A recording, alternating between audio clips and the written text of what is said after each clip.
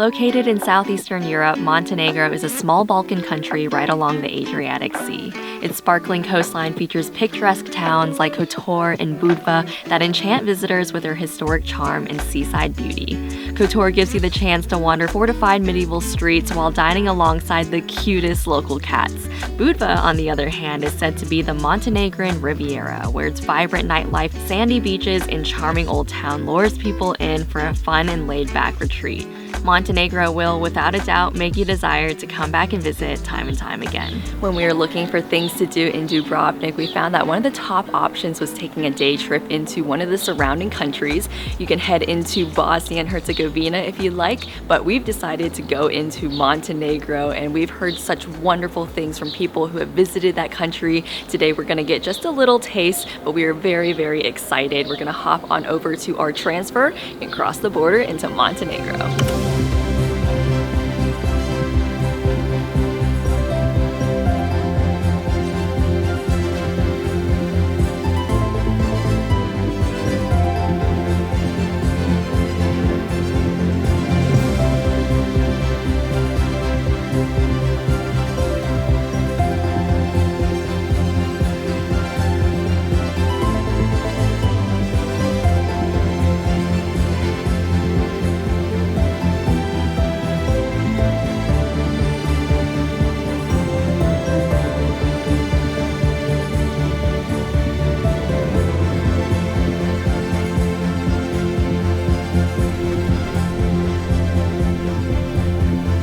We have made it to Montenegro. Crossing the border was actually very easy. We handed our passports over to our driver. He brought them over to the police. They stamped it, and we are now in. Our very first stop is Perast, which is a quaint fishing village. We've decided to take a boat over to Our Lady of the Rocks, which is this man-made island in the middle of the bay. And we have beautiful 360 views of the surrounding mountains and fishing villages. Wow. Yeah, it took them over 250 years to build the island that we're on. At first I was like, why would it take them that long? I actually still don't know why it took them that long, but I mean, it's beautiful. Having a church here would be such a cool experience to be able to take your boat over, you go to church and come out. Wow, sure. Views all around. And especially in the mornings, it's so serene and quiet. You can really enjoy the nature. In about an hour or two, the island's gonna be a lot more busy than it is right now. So I'm really glad that we're here at about 8:30. We're actually in the shade. It just feels so good. There's a breeze, and there's only about 5 to 10 people on the island. But if you are planning on coming to this island, it costs 10 euro per person to hop on a kind of like a private boat almost, and then you just make your way on over.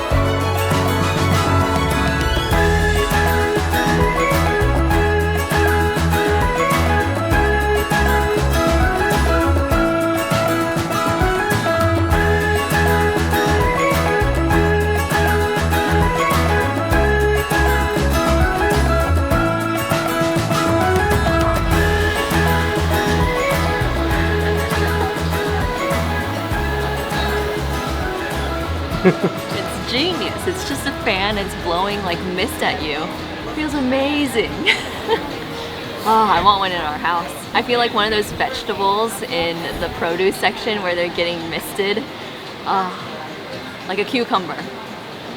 You know it's a good day when it's 10:30 in the morning and you're having cake. In my hand I have krempita, which is a very famous cake here in Montenegro. And this cake is actually very similar to the bled cream cake, which we had over in Slovenia. But honestly, to me, it looks very different. It looks like there are layers of puff pastry perhaps, and then custard in between each of those layers. And then it's dusted off with powdered sugar on the top. I'm very excited to try it, and Chad got himself a coffee, so we are really enjoying our time here in Kotor. 3 layers of puff pastry, 2 layers of custard. My kind of dessert. No icing. What I love about custard cakes is that it is just so light and creamy. This one especially was nice and chilled. So like putting it in my mouth, it's almost like one of those custard ice creams because it's so cold. Woo. So from talking with our tour guide earlier today, it has been so fascinating learning about Montenegro, but more specifically just this region in general. Croatia, Bosnia and Herzegovina, Montenegro, Serbia, Slovenia, they were all siblings, I feel like, at one point, because they were all joined in Yugoslavia. And because of that, there's a lot of similarities, but also obviously a lot of differences. But one of the things that I think is funny is the language. So, you know, the people of Montenegro speak Montenegrin, and then the people of Croatia speak Croatian. But the language is so similar that they all can understand each other. So I think it's just kind of, it's funny, because they don't have like a word that's such as English, that's like a catch-all, where you have like different dialects or like accents within it. They call it like the official language, Croatian, Montenegrin. But it's the same language for the most part.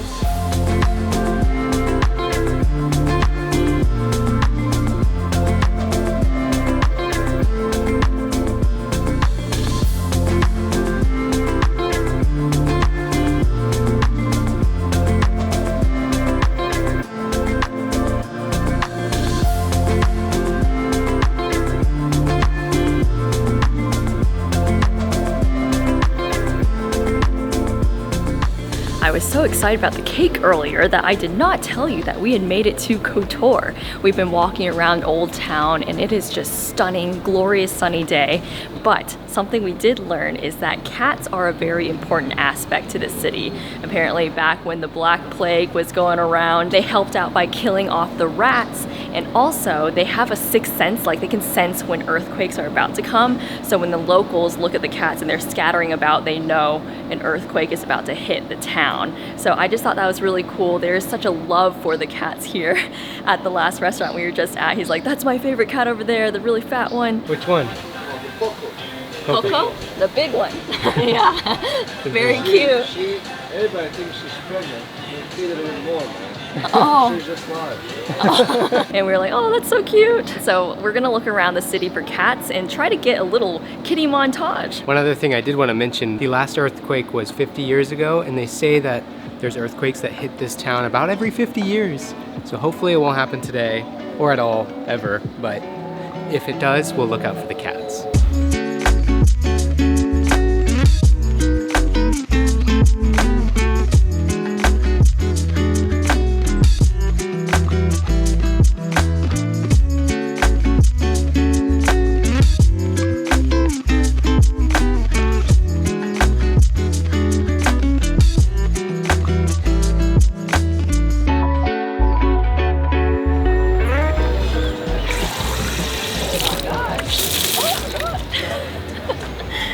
Both sides turn. After walking through the city of Kotor, we have now made it up to the, I think it's called the rampart, or the top of the wall here. We got a shaded spot, and we wanted to tell you a little bit about Montenegro. So it's actually a very new country. It was formed in 2006. Yeah. And what's interesting is Montenegro is not part of the EU, but they do use the euro here, Yeah. which is pretty convenient. So many different empires have actually made their way over here, including the Romans. And something interesting that we learned was because of the bay that Kotor is set on, they used to trade or pay currency in salt. Our guide was saying that if it was a rainy day, it was a bad day, because if you got paid in salt, you're carrying it home, it just melts away because of the water. And then you get back and, you know, your wife or your kids are asking like, where's the money? Where's the salt? And you know, it's just like, well, it melted because of the rain. And then they might be like, sure it did, or they used it on drinking or something. That's what our Right. guide was saying, but it's really funny. Our guide today has been hilarious. His name is Andrew, and he's just made the entire group completely at ease, and he already has so many ongoing jokes going. Yeah, we're sitting in the front with him, and I feel like we're just in the perfect spot for him to toss jokes at us, you know, make fun of me, make he fun already of Chad. said that he's gonna be picking on me today. I'm like, okay, looking We've forward to it. accepted our fate.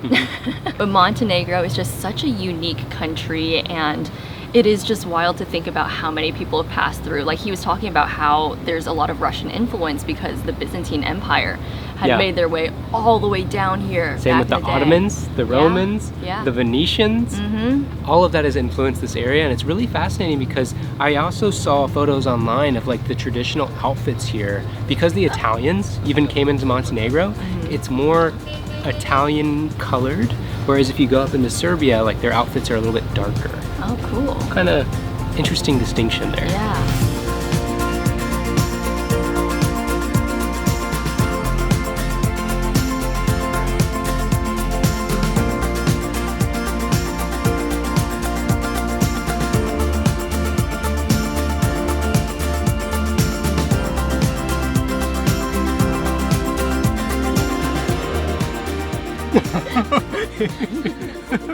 Anytime I turn the camera on, he immediately knows. He has the sixth sense, like the cats. Did you miss me? I did. Oh, I yes. know. Very much. I know. I miss you too.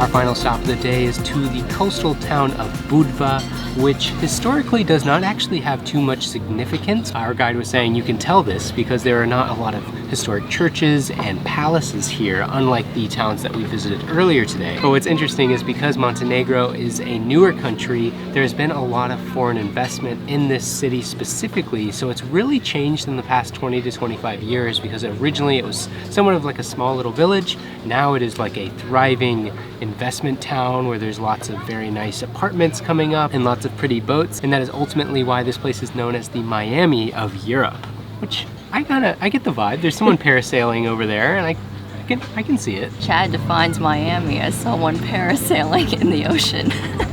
Not all the partying. Quick pause as we say thanks to the sponsor of today's video, Get Your Guide. Get Your Guide is the leading online experience platform with more than 110,000 curated things to do in 150 countries, from exclusive attractions to off the beaten path experiences. And what Claire and I have loved about using Get Your Guide for the past 2 years is that anything you could possibly need is on their app on your phone. You have the meeting point, the tickets, as well as their 24/7 customer service. But one of my favorite things about booking with them is, as a traveler, you sometimes have a change of plans last minute, and when you book with Get Your Guide, they offer free cancellation up to 24 hours before your tour begins. This makes it super handy when you're planning your trip. You can always make adjustments as needed. So in case you're interested in any of the tours that we've done in this video, we'll link them down in the description box below. Thanks again to Get Your Guide for supporting what we do, and with all of that, back to the video. Within the past 3 days, we've been to 3 different countries. We've been in Croatia, Bosnia and Herzegovina, and now Montenegro. And because they're all neighboring countries, they have very similar cuisines and foods to try. Of course, we went with a seafood dish. I have their fish of the day. And something I've noticed with all these countries is when you order seafood, this side always comes with it. It's this mashed potato and Swiss chard mix. It actually reminds me very much of stamppot, which is something we had over in Amsterdam. It was mashed potatoes with a vegetable mixed together. It is so, so good, and it complements the seafood very well. Chad got the cevachichi, I think that's how you say it. These are little ground meat sausages. It is so aromatic, super fragrant, and they're grilled, and you can actually see the darkness from the grill on every single sausage. It comes with chopped onions and also this sauce that's kind of like a bell pepper and chili sauce. And in different countries, sometimes you can get with sour cream.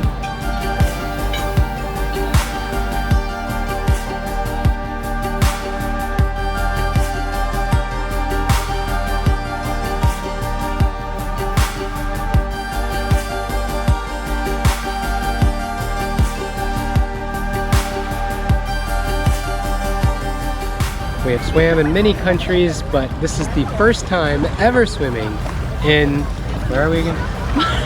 Montenegro. Montenegro. I keep on saying Monaco because it feels like Monaco in a lot of ways. Budva really reminds us it does. of Monaco, especially with like the luxury and the glamour that this city has. Taking a dip in Budva.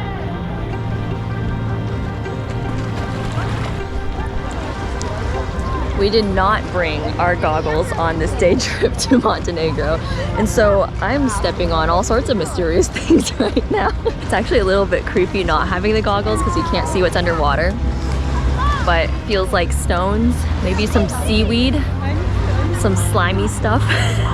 I'm attempting to doggy paddle to Chad, and I now know what he felt like in Bosnia and Herzegovina at the waterfall, because it's hard to swim with only one hand available.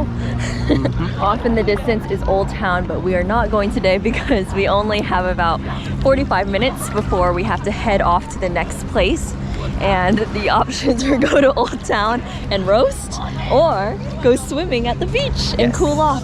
So this is our choice. We did not wait 30 minutes though, so hopefully we don't get a cramp.